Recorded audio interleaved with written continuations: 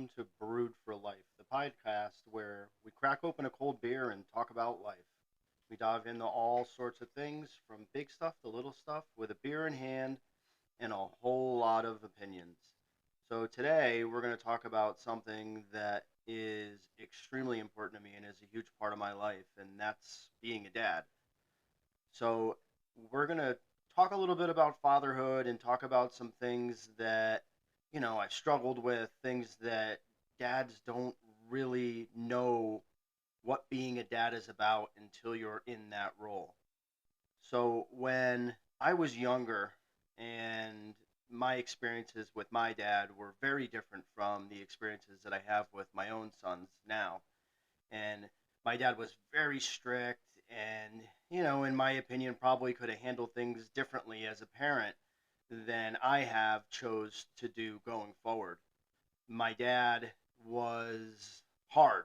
He had that old school, do as I say, not as I do, speak when you're spoken to, type of attitude, and it has had its high points for me and some points that obviously I would prefer to have had happen differently. Um, so the first thing is when I was in my late 20s is when my first son was born. And you spend so much time worrying about, do you have everything you need? Did we save enough money? Did did we do everything we could possibly do to be prepared leading up to that moment? And the fact is that no matter how much you prepare, you're never financially prepared, you're never emotionally prepared, you are never physically prepared for what it takes to be a parent. And I think that's some of the most misunderstood and underappreciated aspects of being a parent. Um, you forget that there are so many moving pieces when it comes to having a little one. And as much as I thought I was prepared when my oldest son was born, I absolutely was not prepared. And it gets scary, when you're in the mix of things. You worry about a whole bunch of different things when you're young and trying to make things, happen. And at those times, I think I must have been, God, 28 maybe, and you don't realize at that time, when you're making enough money to be able to support yourself and your family and pay your bills and stuff, and then you throw a little one into the mix and you start looking at the cost of diapers and wipes and um, formula and all of those things and the time that it takes from your day to be able to enjoy the moments with your little one. When my first one was born, I spent a lot of time working, and you didn't have the opportunity to do some of the things that are in front of you now when you become a first time parent, and that's being able to take programs like FMLA. And if that was available for me at the time, where I knew I could take a couple of weeks off, 3 weeks off, 4 weeks off, or whatever, and be paid and be able to be home and help harness some of the responsibilities of taking care of that little guy. Now, new parents, both the father and the mother, or whatever your situation is, both parents have the opportunity to be there and share the responsibilities of waking up at night and feeding and changing diapers and trying to get a routine and get comfortable with um, all the different tasks that are involved with having a baby. And when my first one was born, I missed a lot of that stuff. I missed a lot of the first time he crawls, the first time he says daddy or mommy. I missed a lot of that stuff because I was working 60 or 70-hour weeks. Now I have a soon to be 2-year old, and I made a life choice where I got to be able to be home to enjoy some of those things.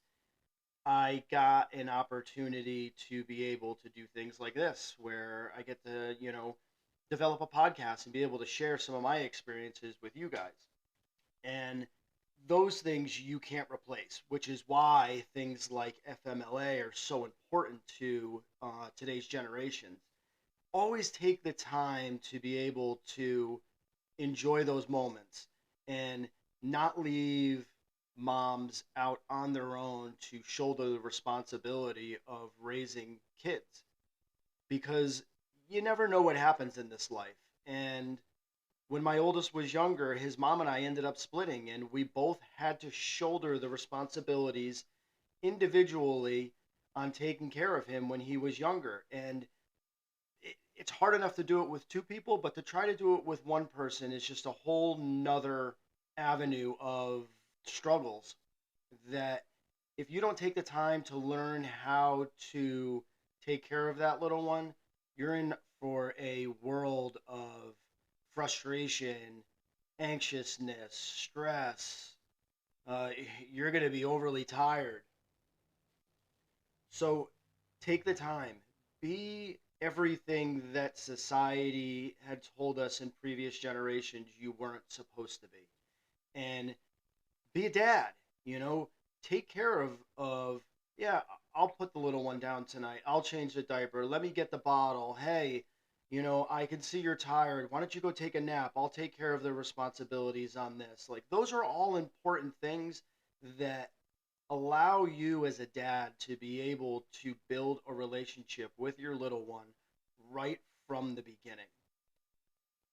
And that's a relationship that, if you choose to be present and choose to take the time to make the time to spend with that little one, it'll be absolutely invaluable as you get older.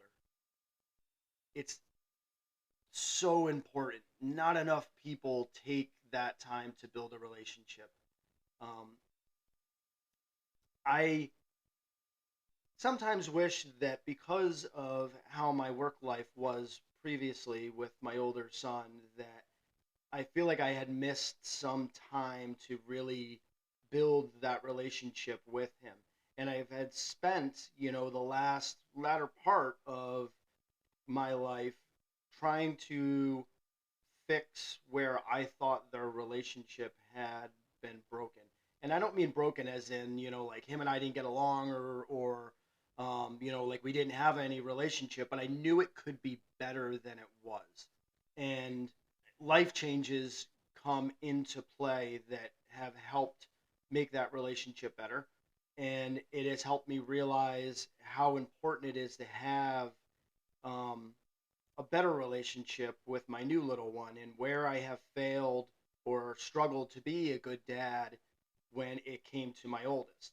And those are some of the things that I deal with as I kind of go through my daily process, and how I address my life going forward. Being a dad to me has absolutely been one of the most amazing things in my lifetime.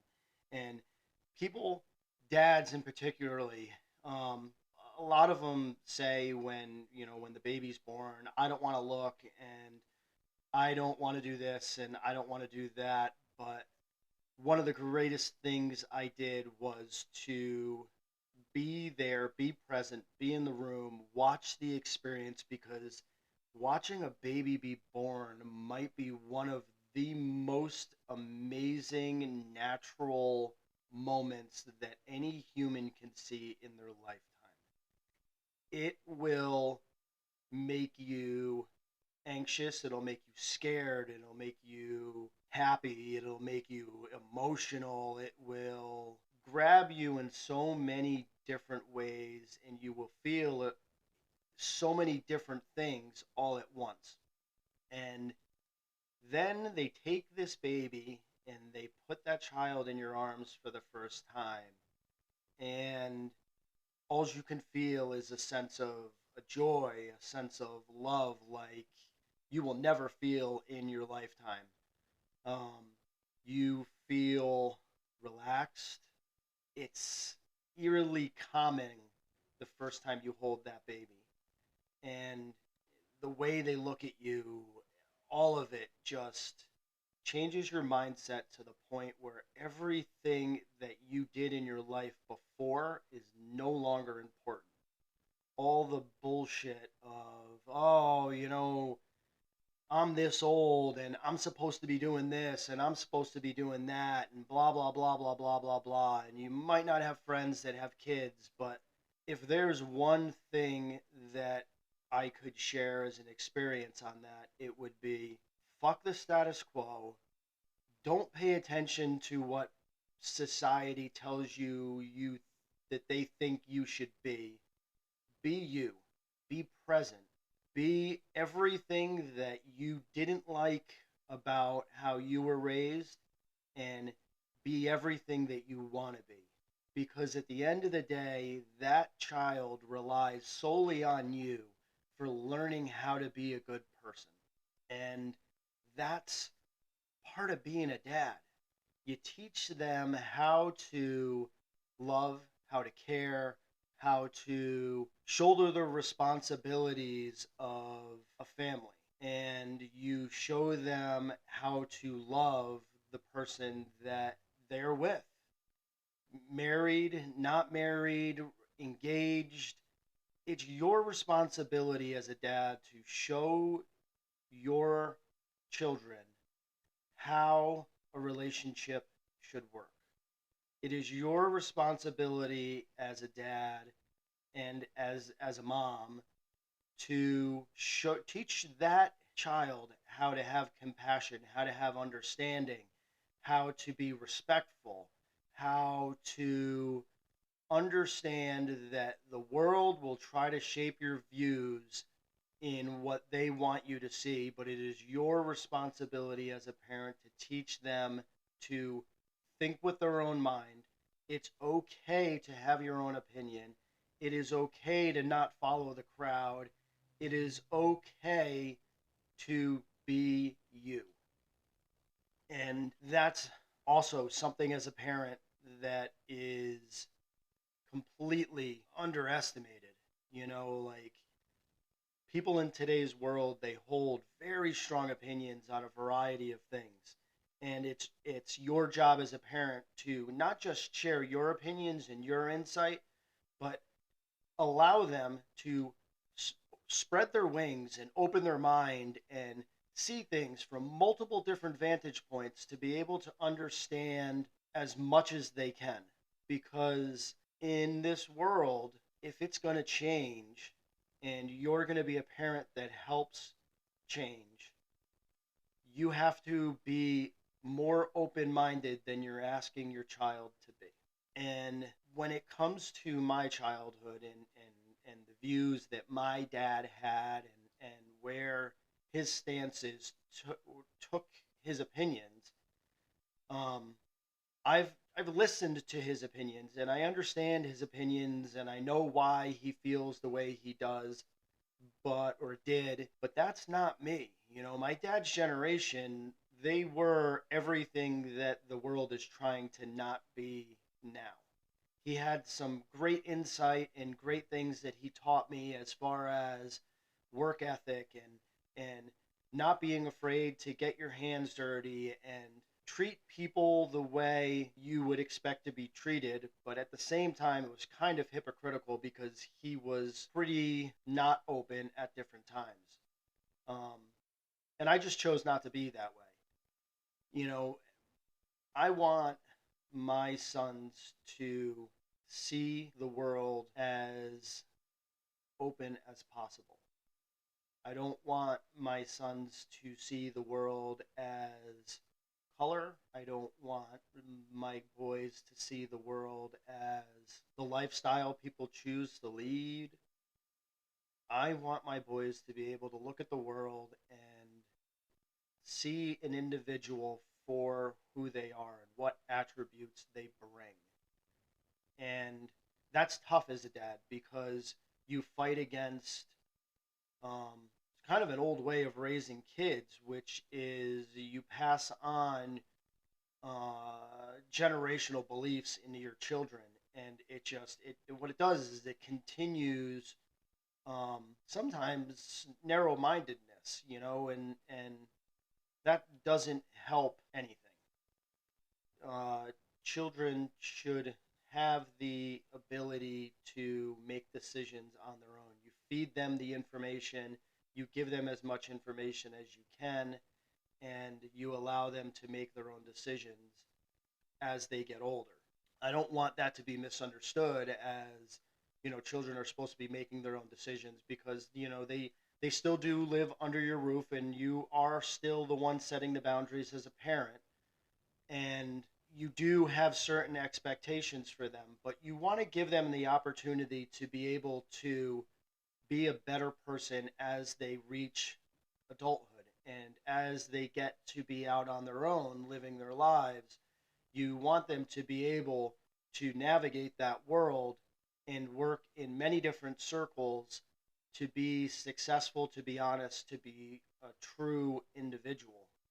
And I think the life that I have given my oldest son and my fiance and I are giving my youngest son is a balanced world where he will be able to see somebody as, do they treat me the way I would like to be treated, and am I treating them in the same fashion?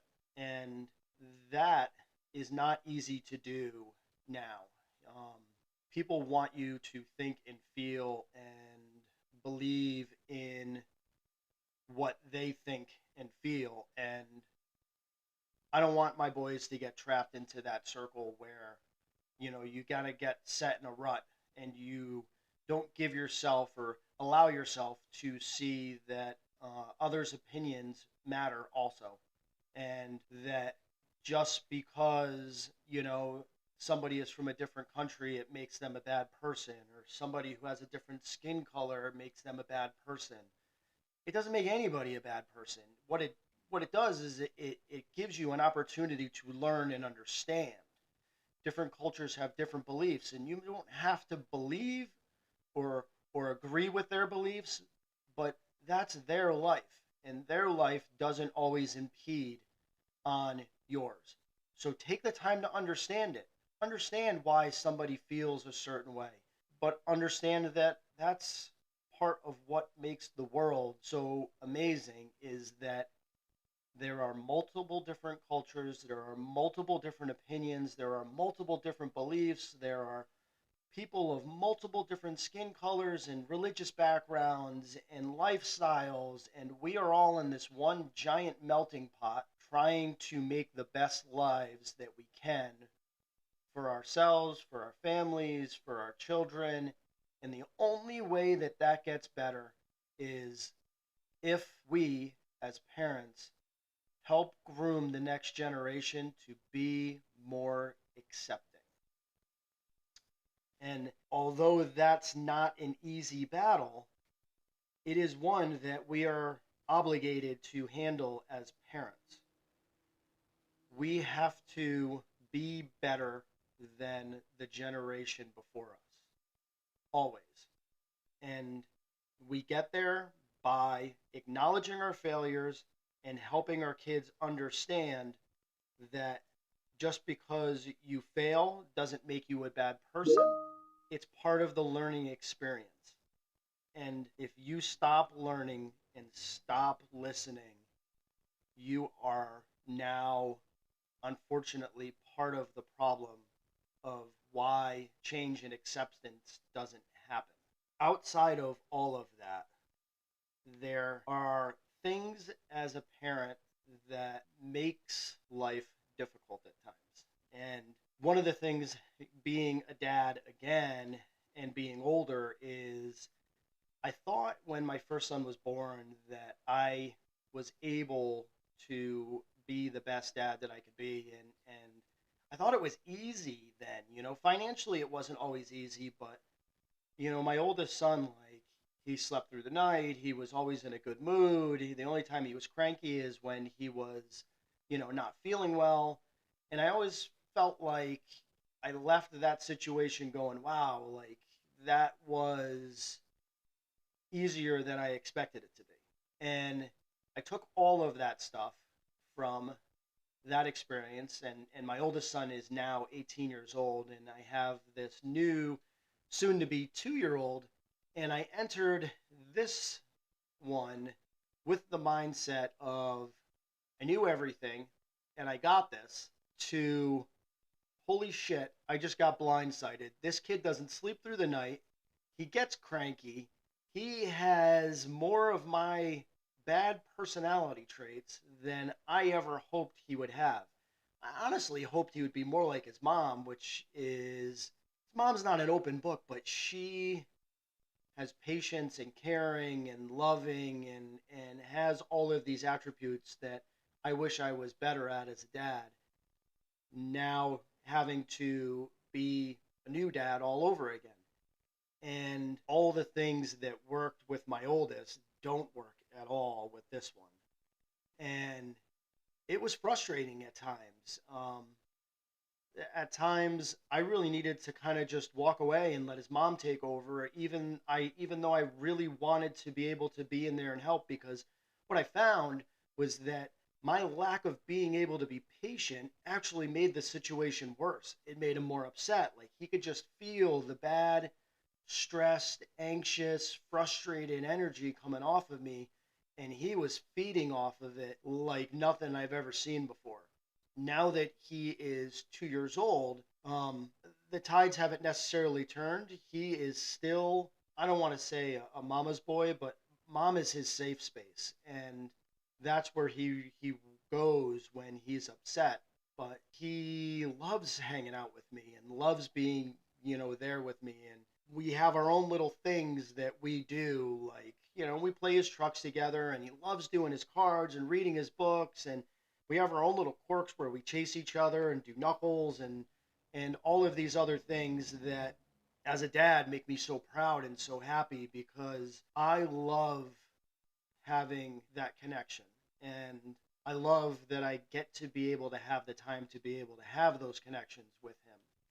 Because like I had said previously, I missed a lot of that when I was working and my oldest was a baby. Um, so I work every single day at being more patient. Patience as a dad is not something that I was able to learn from my dad because my dad, patience, I don't even think was in his vocabulary. It was n- no no understanding when I was growing up. It was literally do as I say and not as I do. And if you're not doing it fast enough or doing it when he wanted it done, like you heard about it. Not to say, I mean, my dad wasn't that way as I got older, but he hid his loving and his caring from me until I got much older. And I didn't get to see how much he loved and cared about me until I was older. And I don't want that for my boys. I want my boys to know that I love them and I care about them and I support them and I'll always be there for them and that screwing up is a part of life. And I might tell you you screwed up and I might not be happy you screwed up, but I'm still going to be there by your side to hold your hand and help you through it to the best of my ability. And hope that after all of that is said and done, that a lesson was learned and you don't make those mistakes again and you move forward. With that said, lessons need to be learned by me because sometimes I still do wear the hat of a dad that I learned from my dad. I work tirelessly and I'm forgetful sometimes, and sometimes I react in the moment. But I tell myself, in order to be better and to be a better dad and to be a more understanding dad and a more patient dad and a more aware dad, is that I have to challenge myself by being in those situations and showing patience and reminding myself that it's an opportunity to be a better dad than I was shown. Uh, I tell my boys every single day that I love them. I give them a hug. My oldest one, I don't kiss anymore, but I definitely give him a hug and I let him know that that I love him. The little one gets hugs and kisses, and I tell him that I love him. But that's something that dads don't do enough of. They do it with their little girls, but do it with your sons. Let them know that you love them and you care about them, and it's not just about being a rough, tough, whatever it is that society thinks or wants you to teach your son to be. It's okay to have a soft side. It's okay to be understanding. It's okay to be rough and it's okay to be aggressive and those things, but they need to be harnessed, and those attributes need to only exist when the time is right. And all the other times, the best thing that you could be is understanding and respectful, polite, because without those things, you're just an aggressive asshole that nobody wants to deal with. And I don't want that for my kids. I want them to be aggressive when they need to be, to stand up for themselves when they need to be, but don't be the aggressor. And I've succeeded in that with my oldest son. He at times has had some trouble in school where I think he was in first grade and this bigger kid was grabbing his backpack and twisting him around and just not really bullying him, but he was a smaller kid at that age, and he wasn't, I don't know if I would call it getting picked on, but like he never really said anything. He just allowed it to happen. And I pulled him aside and I said, "Listen, man, it's okay to turn around and say to that kid, please don't touch me. Don't put your hands on me." And he did. And the kid looked shocked, but he stood up for himself in a manner where he understood that it's okay to do that. And it doesn't have to lead to putting your hands on somebody. Sometimes it just takes the shock of you standing your ground for somebody to understand that you will not be bullied. That's a good place to be. I also want my boys to understand that it's okay to stick up for yourself if somebody puts their hands on you. But like I said, don't be the person that starts it. You don't have to be the person that finishes it, but you do need to be the person that tries to dissolve it and be the bigger person until it gets to a point where now you actually have to physically defend yourself. And I really don't think that the way that the world and society is going, that having to physically defend yourself anymore is not even part of the equation. Most things can be dissolved at this point by just standing your ground in the beginning and saying, don't talk to me like that. Please don't do that. Please don't touch me. Please don't do this. You don't even have to be a tattletale and run and tell the teacher, but understand that you can stand up for yourself. You don't have to be, one of my favorite terms is a doormat, where people see you, but they essentially walk over you, and wipe their feet on you and just move on. There's a time and a place.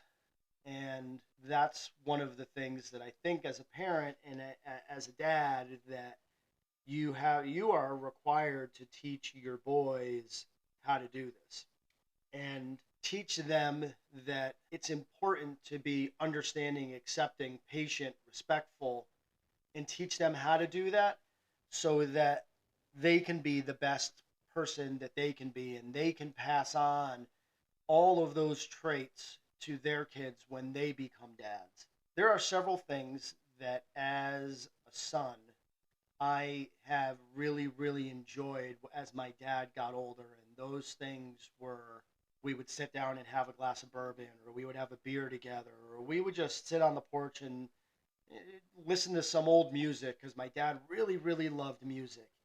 And those are things that I got to enjoy as he got older. Things that I probably, didn't take the time to understand, or take the time to do when I was younger, because you're when you're younger, you're kind of stuck in your own little world with wanting to go play with your friends and go hang out with your friends and be any place but be home. Now that my dad has passed, I wish I had taken some more time to be able to do those things, because as my dad got older, and as I kind of wore off on him about some of the places where he was out of line, I think my dad would have been a much better person by the time he passed away. More of an understanding person. So that's that's where I'm going to end this first episode. This episode was supposed to have a beer attached to it, but being as how I'm recording this, mid morning, chose not to have a beer. It's probably unacceptable to do in a midday and a midweek, midday beer. But going forward, we're gonna crack a beer and we're gonna have some guests and we're gonna do a bunch of different things. Please check out the Instagram page. That'll be Brewed for Life podcast. Also check out my homebrew page. It's Baines Brewing. And going forward, like I said, please feel free to hit me up in the DMs and leave any comments. And hope to talk to you real soon.